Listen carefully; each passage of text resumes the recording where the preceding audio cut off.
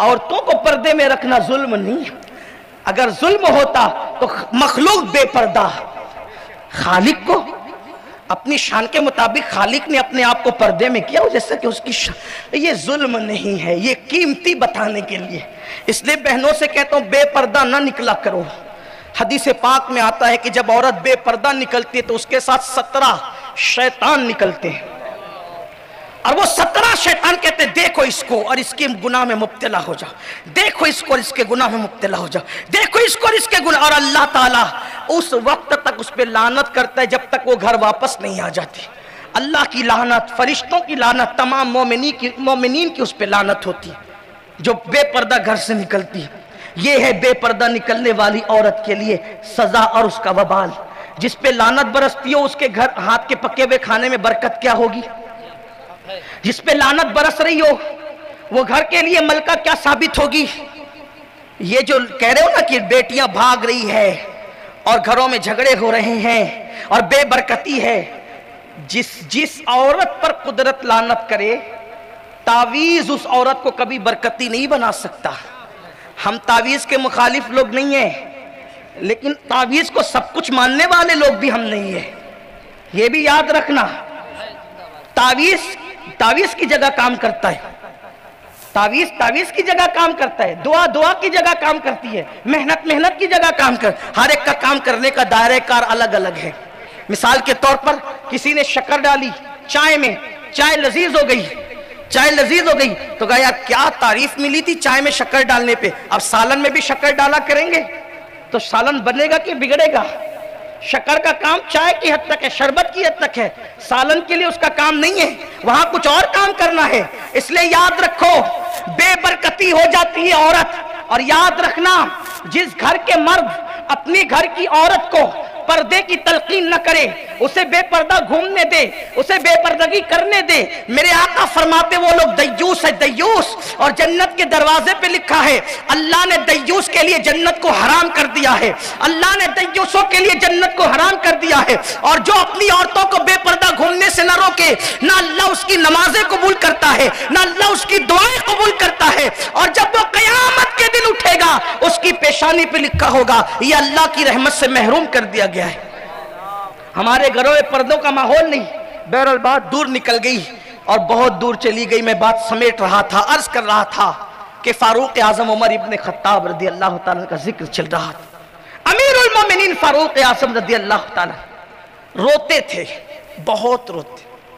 ایک دن انہوں نے کعب احبار سے کہا اے کعب ذرا مجھے ایسی باتیں سنا آج کہ جس سے میرے دل میں اللہ کا مزید خوف پیدا ہو، اللہ کی خشیت میرے دل میں اللہ کا ڈر پیدا ہو. مجھے ایسی بات سنا. حضرت کعب احبار یہ صحابی نہیں ہے بلکہ تابعی ہے، اور فاروق اعظم کے دور میں مسلمان ہوئے، حضور کے وصال کے بعد یہ ایمان لائے.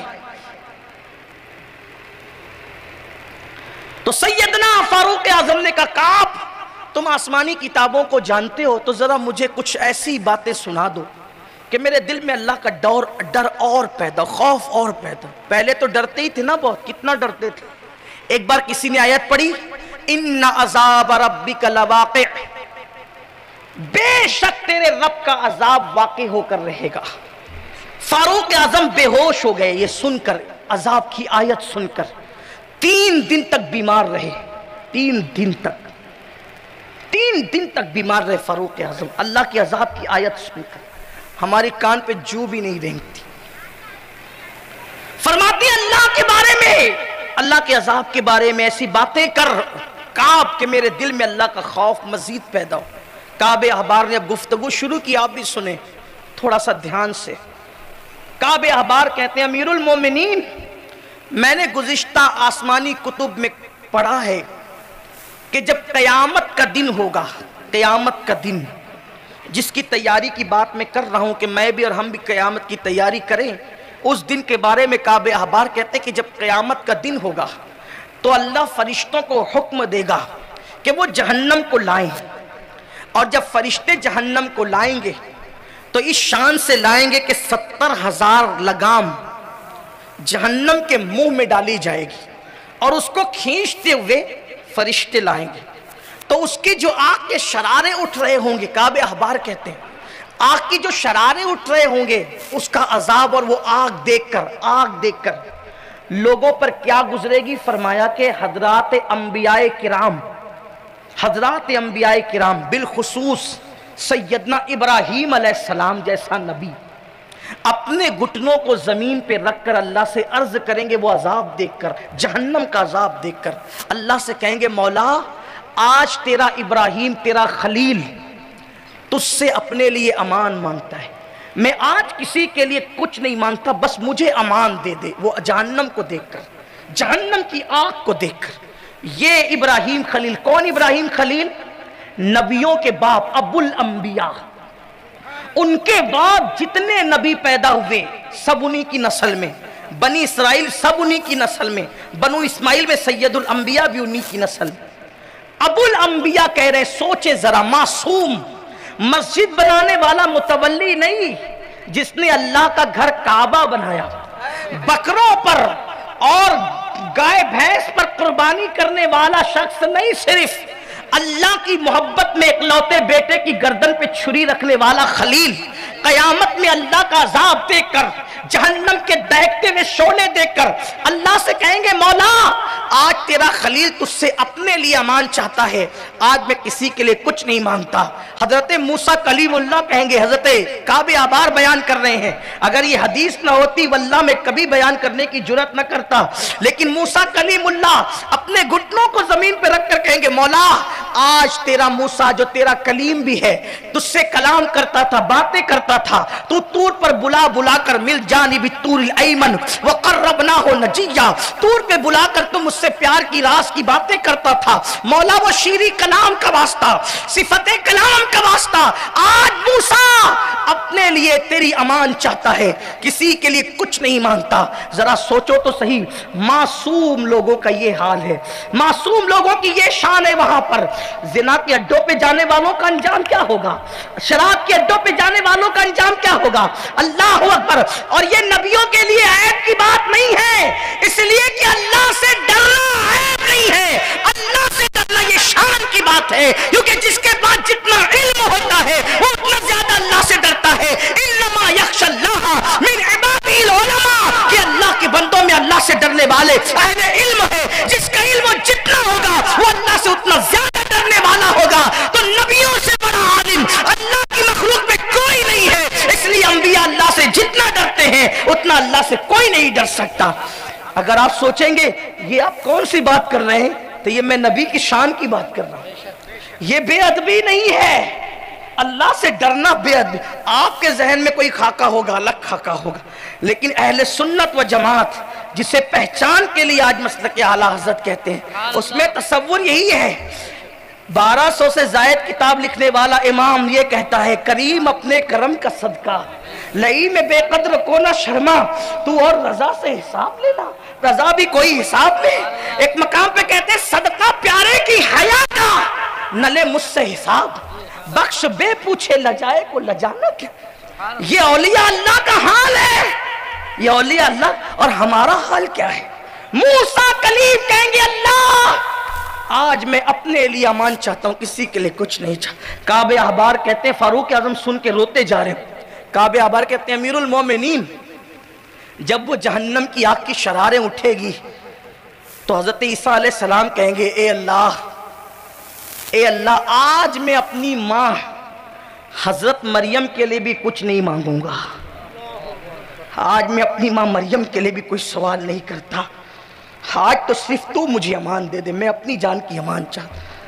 وہ دن جس دن انبیاء کی، سید الانبیاء کے علاوہ سارے انبیاء کی یہ شانیں ہوگی، اس دن کے لیے ہم نے کیا تیاری کی ہے؟ یہی کہ وقت ملا تو ہم واٹس ایپ کھول کر کے بیٹھ گئے، گھنٹوں بیٹھے رہے، برسوں بیت جاتے ہیں، کبھی قرآن بھی نہیں کھولتے، کسی کے تیجے میں جاتے ہیں تو بھی خاموش بیٹھے ہوتے۔ جس قوم کے مسلمان جوانوں کا حال یہ ہو کہ وہ واٹس ایپ کے لیے 3-3 4-4 گھنٹہ دیں اور یوٹیوب کے لیے زنا کے مناظر دیکھنے کے لیے پوری رات دیں، اور برسوں قرآن کو کبھی چھوئے بھی نہیں، وہ قوم عزت کیسے پا سکتی ہے؟ وہ قوم ترقی کیسے حاصل کر سکتی؟ لوگ کہتے ہیں پوری دنیا میں ہم ستائے جا رہے ہیں، ستائے نہیں جاؤ گے، جو قرآن پہ ظلم کرے اس پہ ظلم نہیں ہوگا، جو مسجدوں پہ ظلم کرے اس پہ ظلم نہیں ہوگا۔ درس قرآن اگر ہم نے نہ بھلایا ہوتا، یہ زمانہ نہ زمانے نے دکھایا ہوتا، وہ زمانے میں معزز تھے مسلمان ہو کر، آج ہم خار ہوئے تاریخ قرآن ہو کر۔ کسی کی ماں نے کسی کو جنم نہیں دیا ہے کہ کوئی مسلمان کی آنکھ میں آنکھ ڈال کے بات کر لے، لیکن کوئی مسلمان بنے تو صحیح، جس کی راتیں پوری پوری زنا کے مناظر دیکھنے میں گزرے، جو بہو کو اور بیٹے کو بازو میں لے کر سیریلوں کے نام پہ جو سسر زنا کے مناظر دیکھے، ان کو کامل مومن کہلانے کا حق کیا ہے؟ جنہوں نے مسجدوں کو ویران کیا، فجر کی نماز میں سوتے پڑے رہے۔ لوگ کہتے ہیں مولانا ہم عاشق رسول ہیں، میں کہتا ہوں عشق رسول اتنا کچا تو نہیں ہوتا کہ جو مسجد تک بھی نہ لے جا سکے۔ کیسا عشق ہے جو مسجد تک بھی نہیں لے جاتا؟ ارے عشق تو وہ تھا جس نے پہلی رات کی دلہن چھوڑ کر میدان جہاد تک جانے پر مجبور کر دیا۔ مسلمان قبروں میں چلے گئے، اسلام کتابوں میں محدود ہو گیا۔ اب جو کچھ ہو رہا ہے صرف زبانی جمع خرچ اللہ ماشاءاللہ، بس نعرے ہیں، زبانی دعوے ہیں، اسی طرح کی باتیں ہیں۔ یاد رکھو، آؤ بہت دور چلے گئے، آؤ اپنے مذہب کی طرف آؤ، اپنے مسلک کی طرف آؤ۔ احساس کرو کہ اللہ نے ہمیں دنیا میں ہمیشہ رہنے کے لیے نہیں بھیجا، آخرت کی تیاری کے لیے بھیجا۔ نماز چھوڑو گے، دو تین باتیں اور اینڈ کر کے بات اب مکمل کر رہا ہوں۔ ایک روایت پڑھ کے بات پوری کریں گے، لیکن اس سے پہلے دو تین باتیں، کچھ باتیں احادیث کے حوالے سے پڑھ دوں، پھر ایک روایت پڑھ کے بات مکمل کریں گے۔ دیکھو، اگر شراب پیو گے، سب مسلمان کو پتہ ہے شراب حرام ہے، انجام کیا ہے؟ آج شراب کا نام بدل بدل کے پیا جا رہا ہے، آخرت کی فکر ہے۔ یار لوگ کہتے ہیں مولانا وہ جو رسول اللہ کے دور کی شراب تھی وہ الگ تھی، اب وہ شراب ملتی بھی نہیں۔ اب تو شراب جو پی جاتی ہے اس میں باضابطہ طور پر الگ الگ خوشبو ہوتی ہے، الگ الگ وٹامن کی اس میں بشارتیں ہیں، صحت ہوتی ہے، چہرہ گول ہو جاتا ہے، چہرہ کھل جاتا ہے، اس طرح کی بکواس کی جاتی ہے۔ میرے آقا نے آج سے 1400 سال 1450 سال پہلے فرمایا تھا، عبداللہ ابن مسعود سے کہا تھا، عبداللہ ابن مسعود میری امت کے کچھ لوگ ہوں گے جو قبر میں رکھے جائیں گے تو ان کے چہرے اچھے بھلے ہوں گے، اور جب قبر سے اٹھیں گے یا تو ان کے چہرے سور کی طرح ہوں گے یا تو بندر کی طرح۔ قبر سے اٹھتے ہو حضور کیوں؟ یہ کافروں پہ مت ٹھوک دینا، سارے عذاب کے معاملات ہم کافروں پہ ٹھوکتے ہیں نا، تو کچھ آپ اور اپنے لیے بھی کچھ ہے نا، اس سے بھی کچھ عبرت لو۔ فَاعْتَبِرُوا يَا أُولِي الْأَبْصَارِ۔ ہاں ہم جو کہتے ہیں نا کہ ہم رسول اللہ کے، جنت رسول اللہ کی، پہلے ہم رسول اللہ کے بن تو جائیں۔ رسول اللہ کے لیے کیا کیا ہے؟ بے شک جنت رسول اللہ کی ہے، لیکن یہ کہنے کا حق ان کو تھا، امام احمد رضا کو، جو 22 گھنٹے جاگتے تھے رسول اللہ کے لیے۔ آپ کی زندگی پڑھو، صرف 2 گھنٹے سوتا تھا وہ مرد قلندر، 2 گھنٹہ، صرف 2 گھنٹہ۔ ایک دن کسی نے کہا آپ کے بچے بھی، آپ کا بھی جسم پہ، آپ کے جسم کا بھی حق ہے، آپ کے جسم کا بھی حق ہے۔ امام احمد رضا سے کہا آپ 2 گھنٹے سے سوتے، 22 گھنٹے جاگتے، محنت کرتے، سو بھی لیا کریں۔ جواب کیا تھا؟ ایک خیر خواہ میرے، کیا تو نے مجھے کتے سے بھی بدترین سمجھا ہے؟ کتے سے بدتر سمجھے تو نے مجھے؟ امام نے کہا کتے سے بدتر؟ حضرت میں نے کتے سے بدتر تو آپ کو کبھی نہیں سمجھا، آپ تو ہمارے امام ہیں۔ فرمایا بیٹے کیا خیال ہے تیرا کہ کتے کا مالک کتے کو ایک روٹی پھینک کر دیتا ہے، کتا 24 گھنٹے مالک کے گھر کی رکھوالی اور نگہبانی کرتا ہے، ایک روٹی پر وہ 24 گھنٹے وفا کرتا ہے۔ مجھے تو جو ملا ہے مدینے کی سرکار سے ملا ہے، اگر میں ان کے دین کی حفاظت نہ کروں تو میں تو کتے سے ہی بدتر ٹھہرا نا۔ بابا بلے شاہ نے کہا تھا اٹھ بلیا چل یار منا لے ورنہ بازی لے گئے کتے۔ ہم حضور کے بن تو جائیں، حضور کے ایسے لوگ ہوتے ہیں، جو حضور کا بن جاتا ہے وہ ایسا ہوتا ہے۔ میرے عزیز بھائی، گدھا اگر حضور کا ہو جاتا ہے نا گدھا، تو گدھے کو بھی اتنی عقل آ جاتی ہے کہ کیا کرنا چاہیے کیا نہیں کرنا۔ یہ حضرت یافور ایک گدھا ہی ہے نا، جنہیں ہم حضرت یافور کہتے ہیں احترام سے. شاہ حبشہ نے توفتن بھیجا تھا اس گدھے کو، جس سے ہم ادب سے اب اس کو گدھا بھی نہیں کہتے، دراز گوش کہتے ہیں. ہاں حبشہ سے آیا تھا وہ، اور اس نے حضور سے کلام کیا کہ یا رسول اللہ، آپ سے پہلے جتنے انبیاء گزرے وہ میرے باپ داداؤں کی پیٹھ پہ سواری کرتے تھے، اب آپ کے سوا کوئی نبی نہیں بچا اور میرے سوا اس نسل کا کوئی گدھا نہیں بچا، تو آپ مجھ پہ سواری کر لیں. حضور نے اس کو قبول کیا. اس کا نام پوچھا تو کہا میرا نام یزید ہے. اس کا پرانا نام کیا تھا؟ یزید. کہا تیرا نام یزید نہیں، تیرا نام یافور ہے. اشارہ مل گیا نبی کو اس دن بھی یزید پسند نہیں تھا. گدھے کا نام بھی یزید ہو، گدھے کا نام بھی یزید ہو، حضور نے پسند نہیں کیا، بدل دیا. اٹھا کے دیکھیں حدیث. بہرحال پھر وہ گدھا حضور کے ساتھ حضور علیہ السلام کی بارگاہ میں حضور کی چوکھٹ پہ رہنے لگا. پتہ ہے سرکار فرماتے جاؤ صدیق اکبر کو بلا کر لاؤ، تو وہ گدھا صدیق اکبر ہی کے گھر جاتا، بلا کر لاتا، حضور کے کام کرتا. وہ اس گدھے کے عشق پر میں قربان، میرے ماں باپ، میری اولاد، میری نسلیں قربان. جس دن حضور کا وصال ہو گیا، حضور کا وصال، تو صحابہ رو رہے تھے، وہ ادھر ادھر بے چین گھومتا تھا حضور کہاں ہے. جب کسی کے منہ سے نکلا حضور کا وصال ہو گیا تو وہ گدھا برداشت نہیں کر سکا حضور کے وصال کی خبر کو. اس نے جا کر کنویں میں ایک چھلانگ لگا دی اور دنیا کو بتا دیا جب میرا محبوب نہ رہا تو میں دنیا میں رہ کر کیا کروں گا. گدھے کو بھی یہ احساس ہے، وفا کا احساس. ہمیں ہے نبی کے صدقے میں موبائل ملا ہے نا، نبی کے صدقے میں. اسکرین پر فوٹو کس کا ہے؟ ہیرو کا. یہی وفا ہے ہم رسول اللہ کے، یہی ہم رسول اللہ کے، یہی ہم رسول اللہ کے، یہی وفا ہے. کبھی سوچا بھی، کبھی غور بھی کیا، کبھی غور بھی کیا. تو میں کیا عرض کر رہا تھا کہ حضور علیہ السلام نے فرمایا کہ قبروں سے اٹھیں گے تو چہرے سور، ان کے چہرے کس کی طرح ہوں گے؟ سور کا ذکر دوسری روایت میں کتے اور بندر کی طرح، ایک روایت میں سور اور بندر کی طرح. ایک جگہ کتے کا ذکر ہے، ایک جگہ سور کا ذکر ہے، اور دونوں میں بندر کا ذکر ساتھ ساتھ ہے. عبداللہ ابن مسعود نے کہا یا رسول اللہ، جن کے چہرے سور اور بندر کی طرح ہو جائیں گے قبر سے اٹھتے وقت، تو کیا وہ لوگ کلمہ نہیں پڑھتے ہوں گے؟ یعنی کافر ہوں گے وہ؟ کہا نہیں ابن مسعود، وہ کلمہ پڑھتے ہوں گے. کیا قرآن کو اللہ کی کتاب نہیں مانتے ہوں گے؟ کہا قرآن کو اللہ کی کتاب بھی مانتے ہوں گے. آپ کو اللہ کا رسول نہیں مانتے ہوں گے؟